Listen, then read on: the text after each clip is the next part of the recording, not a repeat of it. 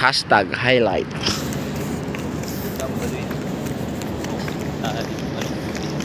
Parang si Ato. Wow, Suneo. Parang si Suneo. Ginagawa mo. So, ayun na nga mga kababayan, ginabi na. Nanggaling nga pala kami sa Pinoy Store.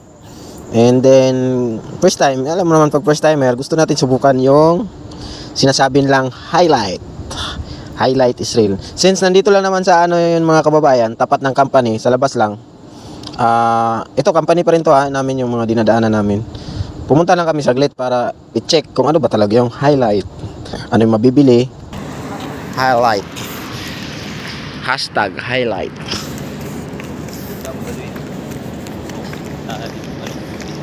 Parang si Ato. Wow, Suneo. Parang si Suneo. Ginagawa mo.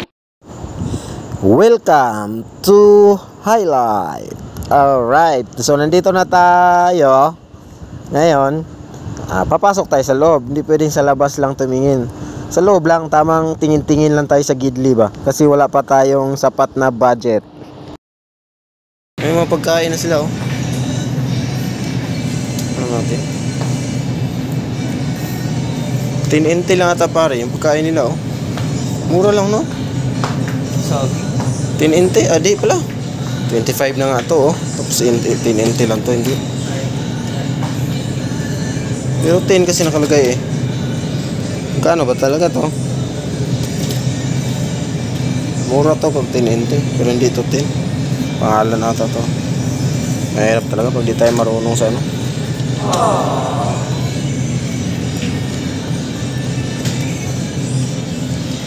Ito. Oh, dried ano nila oh.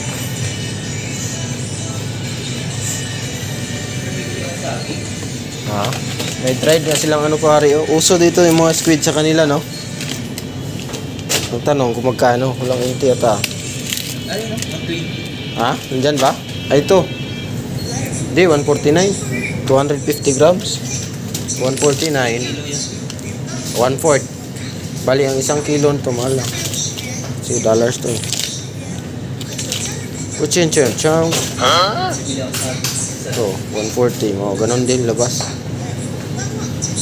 Ito pa na lang oh. 20 grams. Mahal din. Mahal. Pero masarap kasi yung squid eh. 149 to 50. Ito ba yun? Ito ata yun, 250 grams. Saging, isa. Magkano yan? May inti ata dyan ah. Sige, bayaran mo muna para alam natin. Meron din mga champong ata sila rito. Ha? Wala gano'n. Hindi lahat may price, no? O hindi lang natin nakita. Hindi lang natin nakita. Sige. Ito pare, oh. Dorex.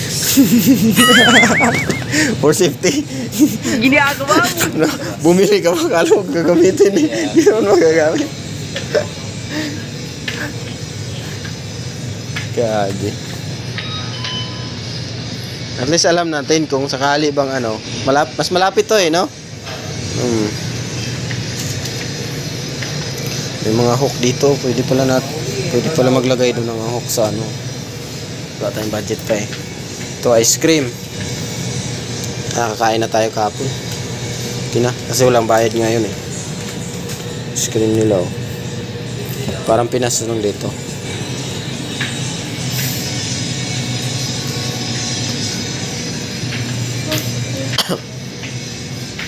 Wala sila ganong kan, no? Can, Walang kan. Mga kan ba? Latalata. Kauban sa lato-lato. Ha? Lato-lato. Okay. Dara. Mahal. Notebook. Ay, hindi pala. Calendar pala to. Hindi, ito. May booklet ata to. Meron sila. Yung mga nangyayari dito sa Taiwan. Oh. My diary. Kaya D1. oo nga. Oh, magkano to? ko nga. Get ko na lang. Hindi, at least meron ka na, babalikan ka. Kasi sabi nga ng iba, di ko lang alam, 10% lang kayang i-handle ng carry ng utak natin daw eh. Mas maganda na isulat na babalikan. Tama naman talaga yun. Pero hindi ko alam kung 10% lang ba talaga. Mag-react yung mga teachers eh. Ito lang, maliit. Ano naman, feeling teacher lang tayo, hindi tayo teacher eh. Hindi naman kailangan dito ng mahabang sulat. Ayoko muna, wala akong budget. Titingnan lang natin. Yogurt. Yogurt. Ito, yogurt at ito no. Gano, 30 inti. Kailangan ko atang yogurt para bawi. Ito, 6 grams protein. Ano to? Yogurt ba to? Ano ba to? Ang hirap lang kasi, hindi tayo maano. Walang pangalan na English. Yogurt, maganda sa muscle ang yogurt. Ito na to. Yogurt 40, daming naman Highlight, original. Yogurt ba to? Ano lang bibilin ko? Yogurt. Yogurt yan, di ba? Gamot sa singaw. Kasi ano yan eh. Maganda yung yogurt eh. Maganda sa muscle yun eh. 12 lang Yogurt yun ba to? Oo. Hindi to. Ay di, matamis to. Ito. Patay tayo sa... Ay hindi naman talaga ganun ka sa tamis. Kasi yung tinapay nga, kinain ko, hindi naman pala matamis. Hindi naman. Ito lang. Mataba. Oo, mano nga sila.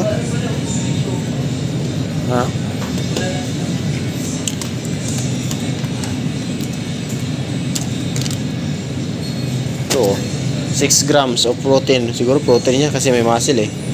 Naka-flex pa. Ito naman Fresh Delight. Yung hinulog ko doon sa kinakain ko na sana nito yun. May mais din Luto na to, di ba? Initin na lang ata. Skin day. Skin day na parang iwan. Malabnaw. Dito muna tayo. Hanap tayo para alam natin dilata. Mamaya bibili ako yogurt. Para makabawi tayo sa lakas. Wala akong tulog Kailangan ko talagang kumain ngayon. Kasi sasaktin sa tamang allowance lang muna. Kailangan ko magpalaki ulit kasi yung napwestuhan ko all around. Madalas, kabuhatan ako. Ganun talaga, hindi tayo pwedeng mamili ng trabaho. Ano lang dyan? Ang kailangan natin, physically ready yung katawan natin. Bawiin natin sa pagkain. Wala naman tayong pambili. Lihanap tayo ng mga drinks. Di yung binili ko kanina, pang isang linggo ko yun Yun yung budget ko pang isang linggo. Kasi tanghali, meron kaming food na binibigay from company. Pero bayaran namin yun. Kami yung bubayad. Para hindi na mag-hassle. Inaano namin sa company. Pirma na lang kami. Ito, 30 lang first meal ko. First meal din natin nabili ko kanina naman. Pwede rin na yun. Siguro yun.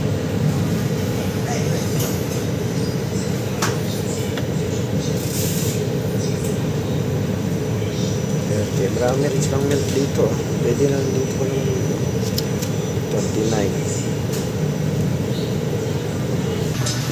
Balik tayo sa yogurt. Chocolate bawal. Chocolate bawal. Mga pusit sana. Sarap lutuin yan. Sarap ng pusit na yan. Buhay. Strength po. Ba tayong budget? Ito tayo sa yogurt. Kailangan ko mag-yogurt. Yan. Binili tayo yogurt. Dalawa. Pero itong isa, kainin ko ito ngayon. Para ready tayo para bukas. Para pagbuhatin tayo. Bawi yung katawan natin. Yung saging, meron na ito nakalagay pa eh. Ito lang. Ito lang. Isa lang. Ready Ano to eat. nakalagay? Oo. Hindi, malamig eh. Ikaw? Ayoko. Ito lang yogurt sa akin. Okay na kasi yogurt. May egg din sila Ito, ano to dito? Hindi natin alam. Ang package ata.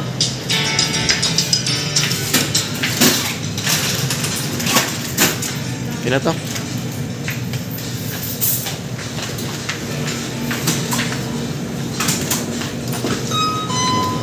Dalawang yogurt. 30 mahal din. 30. Pero kailangan kasi ito. Lalo baba yung timbang ko ngayon, mataas yun. timbang ng binubuhat ko. Kailangan ko tapatan yun kahit paano ba.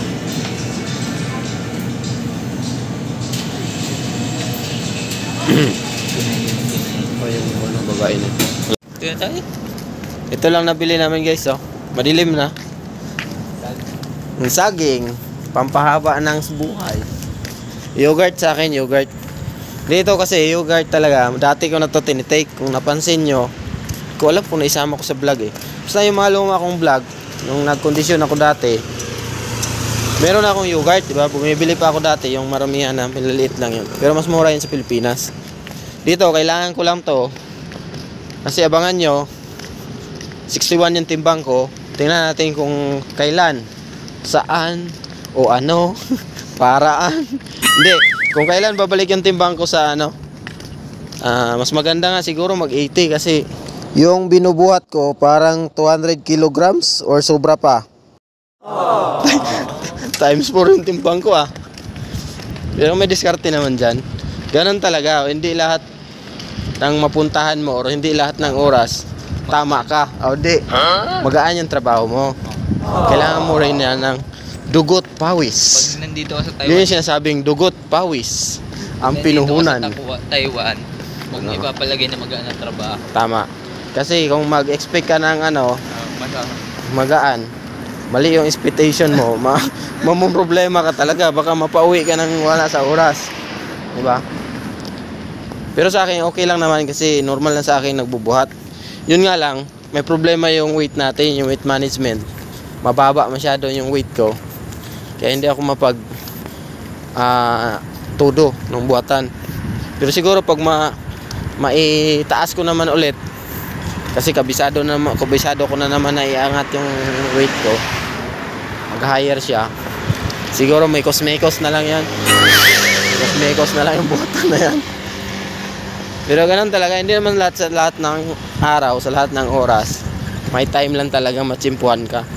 Part yun, part of growing. Kasi ako, payat di nagbubuhat.